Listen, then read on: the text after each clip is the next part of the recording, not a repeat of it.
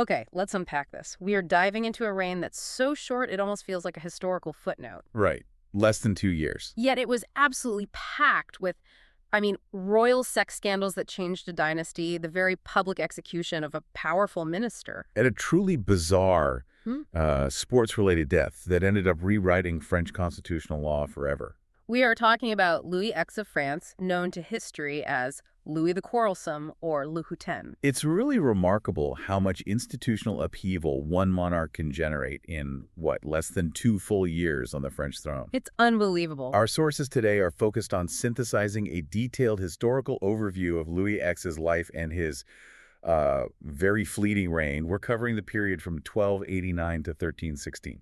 And our mission for you is to pull out the truly crucial insights from this incredibly intense period. We aren't just reading a timeline here. Not at all. We want to understand the why. Why that ominous nickname?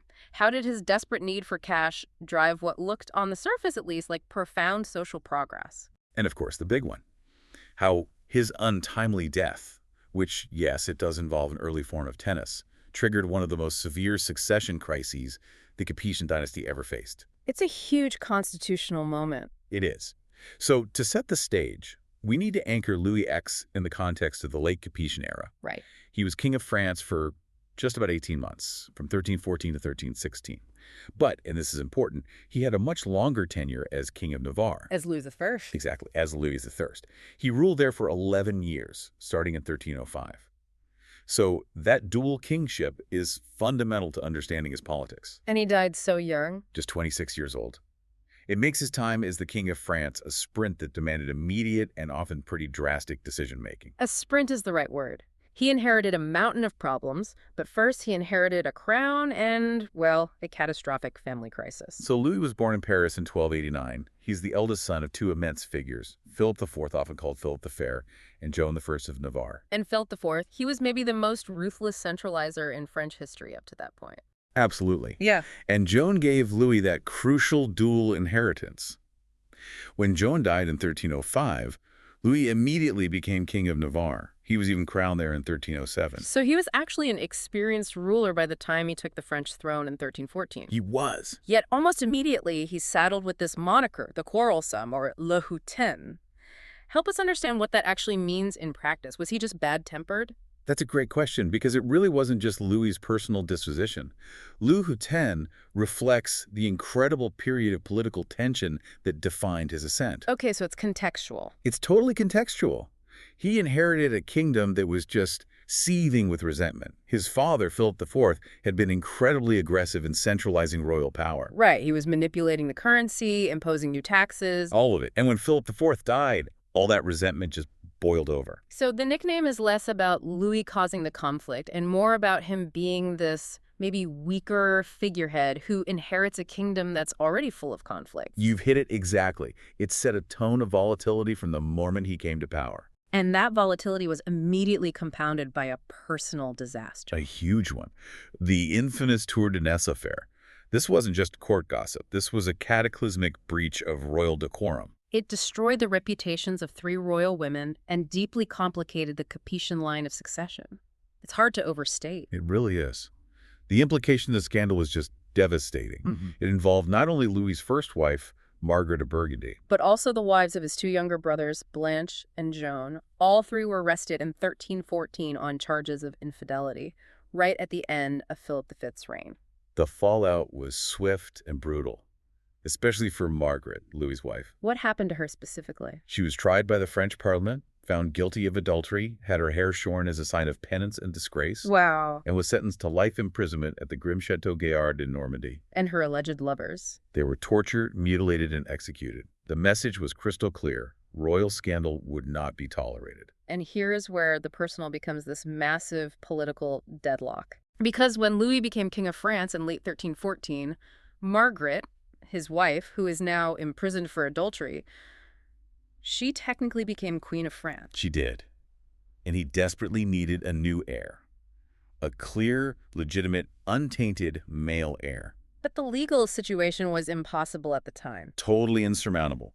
Louis needed a papal annulment to dissolve his marriage to Margaret so he could remarry.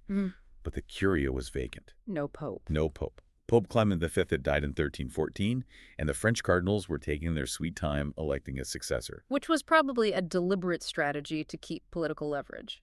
Of course it was. So he was stuck. He's in this devastating legal and religious bottleneck. His wife is disgraced, imprisoned, she can't produce an heir, and he can't get rid of her. It's a complete paralysis that undermined the most essential function of any medieval king, dynastic security. It just highlights the intense pressure he was under. He's got a kingdom in revolt, Yeah. a powerful uncle demanding concessions. And the line of succession is hanging on his disgraced wife's existence. And to make it worse, his daughter, by Margaret, Joan II of Navarre, her legitimacy was now permanently tainted by this very public scandal. So how did this get resolved? Well, Margaret died in prison on August 1st, 1315, likely from sickness made worse by her conditions. Though, as the source mentions, there were persistent rumors that she had been deliberately strangled to clear the path for Louis. We'll never know for sure, but regardless of the cause, the path was cleared. And the speed of what Louis did next just underscores his desperation. Absolutely. Just 5 days after Margaret's death, on August 19, 1315, Louis married Clemence of Hungary. 5 days. Talk about prioritizing dynastic stability. And Clemence was a very savvy political choice, wasn't she? A brilliant choice. She was the niece of Louis's key and increasingly powerful advisor, his uncle, Charles of Valois. So that marriage instantly solidified his relationship with his uncle. Right, and they were crowned at Reims that same month, a clear show of intent. So when we look at his children, the issue summary paints this picture of complexity and ultimately failure to secure the line. It does. With Margaret, he had Joan II of Navarre, the daughter whose legitimacy was suspect. And with Clemence, there was the famous posthumous son, John I of France. We also can't forget the illegitimate daughter mentioned, Eudeline, who later entered the church and became an abbess. So 3 children, but not one secure adult male heir when he died. This vulnerability, stemming directly from the Tour de Nesle scandal and the legal mess of the annulment, it just hung like a shadow over every single political move he made. He was perpetually insecure. And if that scandal defined his private life, political conflict absolutely defined his public one. As we touched on, Louis X's short French reign was fundamentally dominated by this continual feuding with powerful noble factions. It was basically a period of sustained internal revolt. It was. I want to focus on why this revolt was so immediate and so intense. We know Philip V was a centralizer, but what specific policies did Louis X inherit that made the nobles all across France, from Burgundy to Brittany, form these organized regional leagues? Well, Philip V was an absolute innovator in extraction and centralization, and the nobles just hated it. What did he do? He used royal enquêtes, these are commissioners, to interfere with local governance. He challenged the coinage, manipulating the value of money, which of course hurt local noble economies. I see. And critically, he expanded the jurisdiction of the royal courts. That stripped local lords of their judicial power and, maybe more importantly, the lucrative fines that came with it. So essentially, Philip V was trying to move France from this loose collection of feudal territories to something more like a modern state run by a royal bureaucracy. Precisely. And the nobles felt their ancient rights, which they saw as divinely ordained, were being usurped for, paperwork and taxation. So the moment Philip V died, the opposition just explodes into open revolt. Immediately. Historians note that these regional noble leagues were well organized. They were demanding the reversal of Capetian centralization and the immediate issuing of new charters of rights. And they saw Louis X, the 25-year-old inheritor, as a weak point to be exploited. He was the perfect target. This political chaos must have given immense leverage to his uncle, Charles of Valois. It absolutely did. Valois had always opposed Philip V's methods, and he saw this as his opportunity to strike, not just against the policies, but against the chief architect of those policies. Enguerrand de Marigny. Exactly. The Grand Chamberlain, Enguerrand de Marigny, he was the face of the previous regime. And he wasn't even a noble himself, right? He was a bureaucrat. A non-noble bureaucrat who had risen astonishingly high under Philip IV, essentially running the kingdom's finances and administration. So Charles of Valois leveraged all this widespread noble opposition to target his old enemy. And Charles successfully convinced Louis to bring corruption charges against de Marigny. I'm fascinated by the legal maneuvering here. Why, when the initial charges failed, did Charles pivot to sorcery? That is the core political calculation of the era. The corruption charges were based on finance. They required proof witnesses, ledgers, complicated legal arguments, which de Marigny, as a master bureaucrat, was adept at defending. He knew the system inside and out. He built the system. So when the corruption charges didn't stick, Charles of Valois switched tactics. He went for the charge of sorcery. And sorcery, of course, is a direct appeal to religious and public fear. It's instantaneous political destruction because it requires no material evidence. None. Only public suspicion and fear of black magic. It's the ultimate political charge. It bypasses due process and appeals directly to the king's piety and the public's deep-seated anxieties. And Louis's ex went along with it. He did. Perhaps he was overwhelmed by the political debt he owed his uncle, or maybe he was just keen to remove a potent symbol of his father's unpopular rule. Whatever the reason, he allowed the execution to proceed. De Marigny was hanged at Vincennes in April 1315. It was a political sacrifice of the highest order.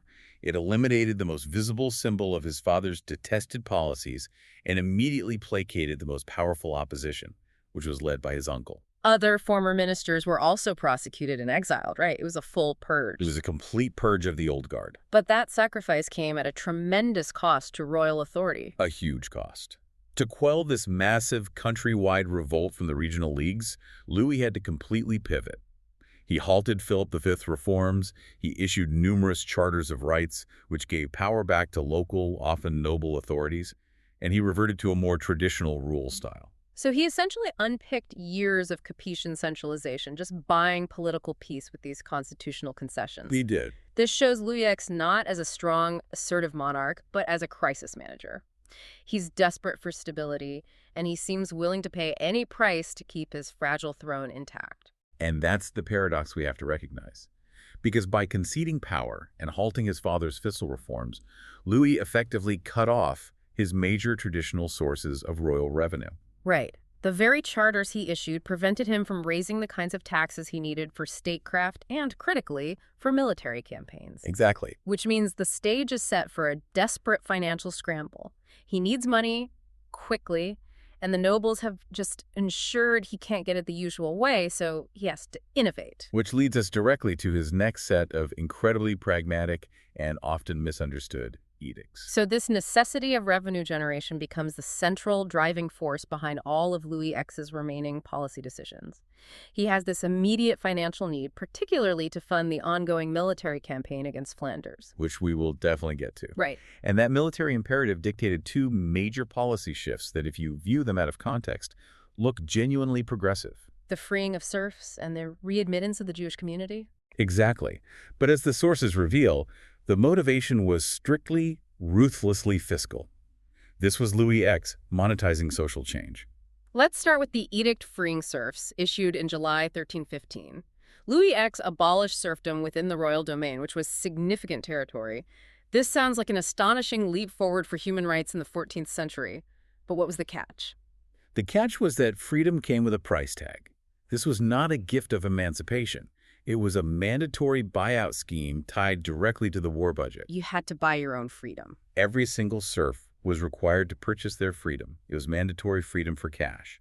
And Louis framed it in the name of liberty and tradition, stating that France is the land of the free. It's the ultimate paradox, exploiting their desire for freedom to fund a state conflict. How did he ensure this scheme was efficient and profitable? The source material outlines this fascinating administrative structure.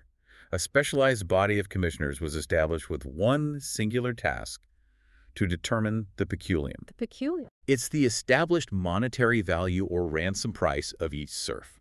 This wasn't a flat tax. It was individualized. Based on what? Based on factors like the serf's skills, age, health, and the value of their labor or their land tenure to their lord or to the crown. That makes the process sound more like selling a productive asset than granting liberty. It was precisely that. Yeah. And the crown ensured it maximized its returns through a revenue split mechanism. How did that work? For serfs owned directly by the king, those on the royal domains, the crown received the entirety of the peculium. That was pure, unadulterated income flowing straight into the war chest. And for serfs owned by subjects of the king, like local nobles or church institutions. In that case, the amount was divided between the crown and the noble owner. This was an ingenious political move. Why? Because by giving local lords a financial stake, a partial payout, Louis X gave them a financial incentive not to oppose the Emancipation Edict too fiercely. Yeah. It turned a potentially explosive social reform into a practical, profitable transaction for all involved parties. Assuming, of course, the serf could afford the price of their own freedom. That's the key. The immediate reaction from the peasantry must have been very mixed. Those who could afford the peculium gained liberty, but many, particularly the poorest, probably remained tied to the land simply because the price of freedom was beyond their reach. It created a two-tiered system of liberation. And critically, this edict established a cold business model for social change. The crown valued revenue over universal emancipation. Louis X was capitalizing on the desperation of the serfs to fund his political and military objectives. Okay, so let's move to the second policy, the readmittance of the Jews in 1315. This is the reversal of one of his father's most famous acts. It is. We have to briefly recall that Philip IV had executed this shattering expulsion of the Jewish minority from France in 1306, seizing their property and assets. And less than a decade later, Louis X is welcoming them back. And the motivation, once again, is purely financial. An exiled community, especially one skilled in finance and commerce, represents a tremendous loss in potential tax revenue. He saw them not as a religious minority, but as a missed revenue opportunity. That's a cynical but accurate way to put it. It was a necessary move, given his empty coffers. However, he didn't just invite them back unconditionally. The charter he issued included incredibly strict and restrictive terms. Terms that really highlight the tenuousness of their position. Absolutely. They were terms designed to ensure maximum royal control and financial extraction. The sources detail four main restrictions. First, the agreement was temporary, a residency lease of only 12 years. Wow. After which the agreement could be terminated by the king at will. So a sword of Damocles is hanging over their heads for the entire duration. Constantly. Second, they were required to wear an identifying armband at all times, marking them visibly within the population, a highly restrictive measure. And Third, they were limited geographically. They could only reside in areas where Jewish communities had previously existed, which limited their movement and their potential economic expansion. And the final condition addressed the financial activities that so often made them targets. Right. They were initially forbidden from practicing usury or lending money at interest, though that rule probably softened pretty quickly due to economic need. Louis was also clever about his political spin on this, wasn't he? Very clever. He went to great lengths to legitimize this reversal of his father's policy. He cited the policies of his much-revered predecessor, St. Louis IX, the Crusader king. That's a brilliant PR move, wrapping a purely fiscal decision in the cloak of pious, respectable tradition. He also referenced Pope Clement V, but perhaps the most cynical justification was his claim that the people of France had actually demanded the return of the Jews. Which seems unlikely. Very. The consequence of these restrictions was profound. The readmitted Jewish community was significantly weakened, heavily controlled, and depended directly and entirely upon the king for their right of abode and protection. Their presence was a royal privilege, not a right. And that privilege came with a hefty financial price tag. He raised capital by selling freedom and by selling temporary protection. This whole section just reinforces the theme. Louis X was a king constantly operating in emergency mode. He was forced to undo his father's constitutional centralization to appease the nobles. Which in turn forced him into these innovative, pragmatic, and highly cynical revenue schemes to fund the next immediate challenge, the unresolved war against Flanders. So the long-standing, vexing problem of Flanders was the military and foreign policy headache Louis X inherited, and it quickly became the central financial drain on his short reign. It just swallowed all the funds he was generating from the serf emancipation and the Jewish readmittance. All of it. Flanders was immensely wealthy. It was an international hub for the lucrative wool and textile trade. But despite French kings claiming suzerainty, the state enjoyed this highly autonomous existence. It functioned essentially as a quasi-independent power right on France's margins. It was an inherited failure. Philip IV had failed to assert royal overlordship. He notably suffered that humiliating defeat at the Battle of Courtrai in 1302. Where French heavy cavalry were just decimated by Flemish infantry. They were. And while Philip later secured a victory, the relationship remained, let's say, testy and unsettled. Louis inherited an expensive, unresolved conflict. And Louis X, needing to assert his authority and perhaps prove he wasn't weak after the de Mérigny execution, decided a military solution was necessary. He mobilized a significant army along the Flemish border. But maintaining a large army requires massive, sustained resources. Resources Louis simply didn't possess organically. Not after the concessions he made. And that financial strain directly explains his next foreign policy move, the embargo. In 1315, Louis prohibited the export of grain, essential foodstuffs, and other critical war material to Flanders. The strategic goal was clear: starve the wealthy mercantile region into submission, and force a settlement without the staggering costs of a full-scale siege or a pitched battle. It's economic warfare, 14th century style. But the source indicates that the embargo proved incredibly challenging to enforce. Why was a medieval economic blockade so difficult? For a couple of reasons. Firstly, the border was massive and porous, with complex jurisdictional lines often held by semi-independent lords or church officials. Right. Secondly, staple goods like grain are impossible to monitor fully across large territories, and the profits for successful smuggling were immense. So Louis had to apply immense diplomatic and political pressure across the region just to try and make this policy stick. Absolutely. The enforcement efforts really illustrate the scale of the logistical nightmare. Louis was forced to pressure powerful church officials in the borderlands, clerics, who often held significant local power, to actively comply with the trade restrictions. And he had to go international, demanding cooperation from other European powers. He did. The source specifically mentions him pressuring Edward II of England to prevent Spanish merchant vessels from trading with the embargoed Flemings. Which shows the blockade's weak points. These trade routes were resilient, and global partners like the English and Spanish were more than willing to profit from the French ban by facilitating black market trade. And this leads directly to the unintended economic results. The embargo led to a huge surge in smuggling activities. Right, the black market. And these smugglers, operating outside the royal tax structure, reduced the overall effectiveness of the policy, and critically, they reduced the amount of compliant tax trade in the border region. So Louis is losing out on customs and duties he desperately needed because his own policy had incentivized the black market. It backfired financially. And the policy created a massive internal logistical problem for his own army. How so? Since the local economy was strained by the embargo and the infrastructure couldn't handle the supply needs of the mobilized troops, Louis was forced into direct requisitioning of food and supplies from the surrounding French areas. Which means basically confiscating supplies from local lords and peasants. Exactly. And this generated a series of complaints from local lords and the church. And think about the political irony here. Louis had just executed his father's minister and issued charters of rights to appease the nobility, promising them a return to decentralized traditional governance.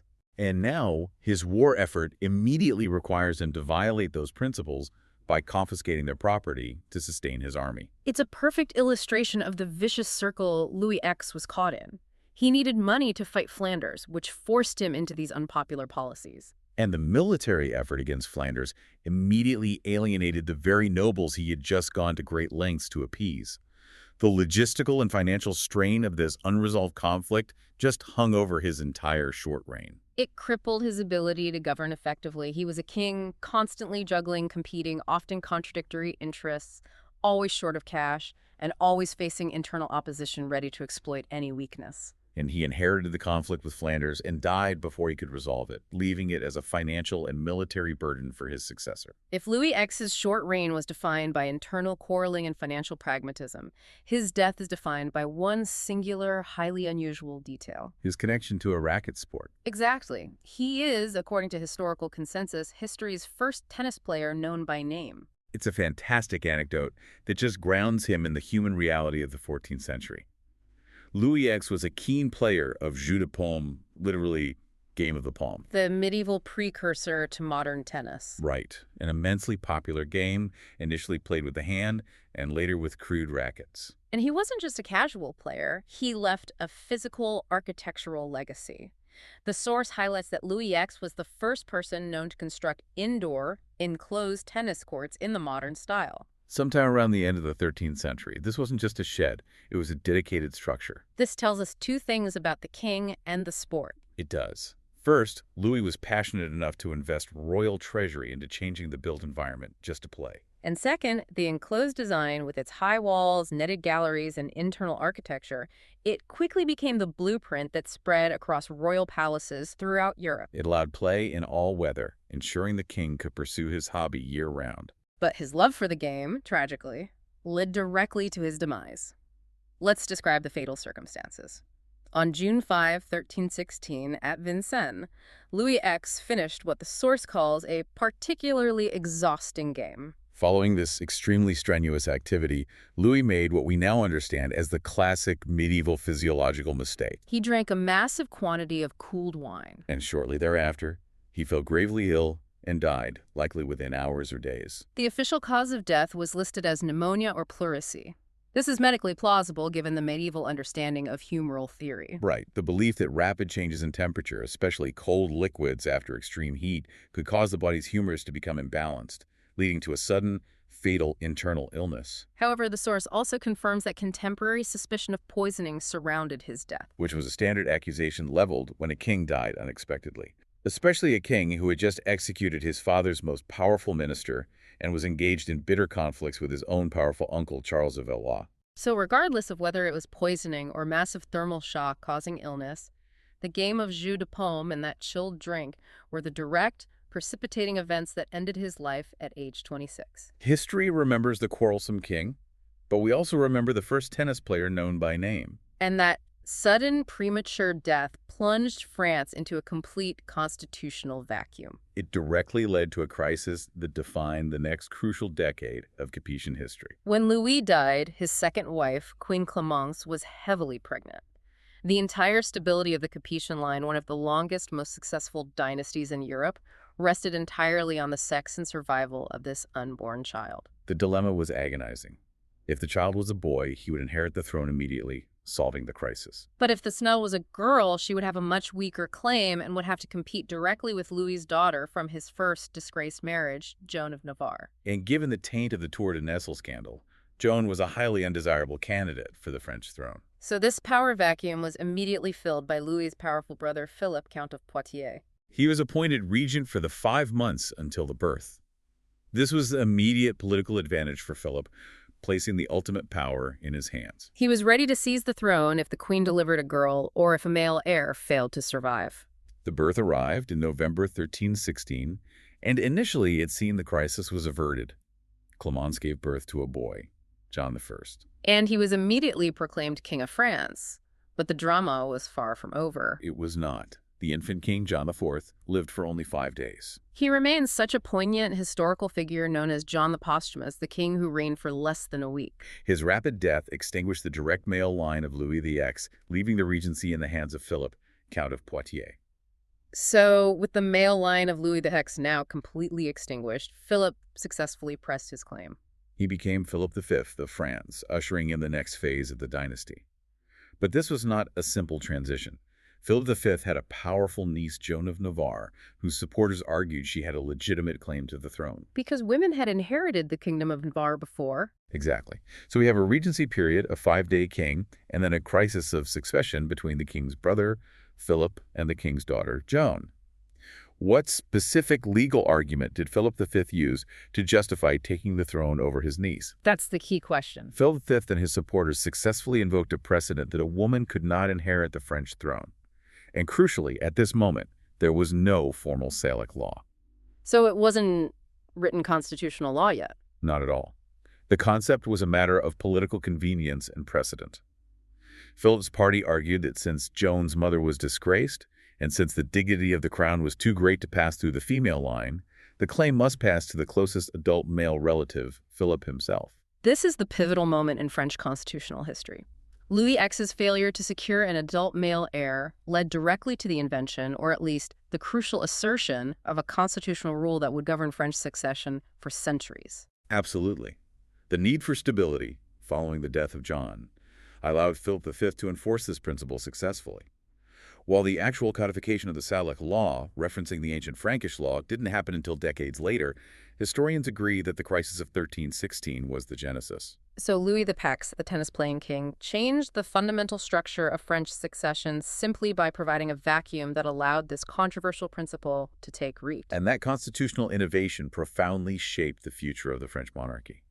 It led directly to future conflicts like the 100 Years' War, which was famously fought over a disputed female claim. And it challenged the claims of French princesses for generations. It's astounding.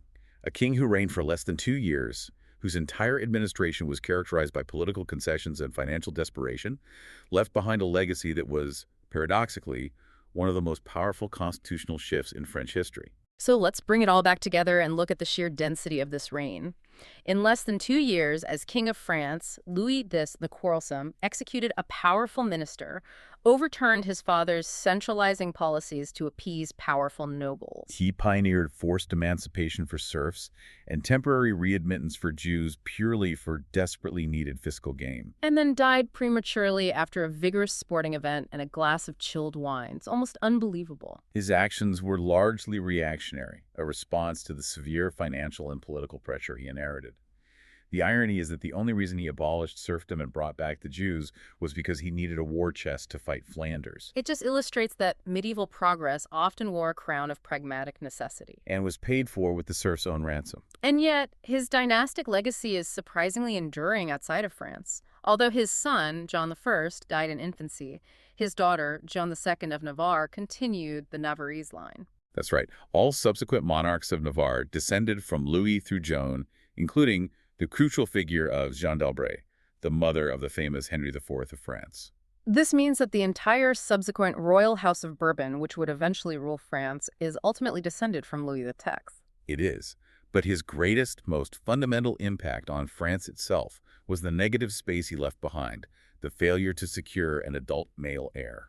And this vacuum allowed his brother, Philip V, to successfully invoke and establish the controversial principle that women could not inherit the French throne. It was the political pressure of 1316 that created the constitutional tool future kings would use. Indeed, Louis X left behind a massive, long-lasting constitutional headache that changed the fabric of French law forever. He packed more drama and constitutional change into 18 months than some monarchs manage in 50 years. What stands out to you, the listener, about this short, tumultuous reign? It raises an important question. What other short-lived rulers throughout history have caused such a massive, long-lasting constitutional shift simply by failing to provide the expected successor? How quickly can a single life, or a single game of tennis, fundamentally alter the political trajectory of a nation? Food for thought indeed as you mull over the strange, deadly consequences of a quick game of real tennis and a cold glass of wine.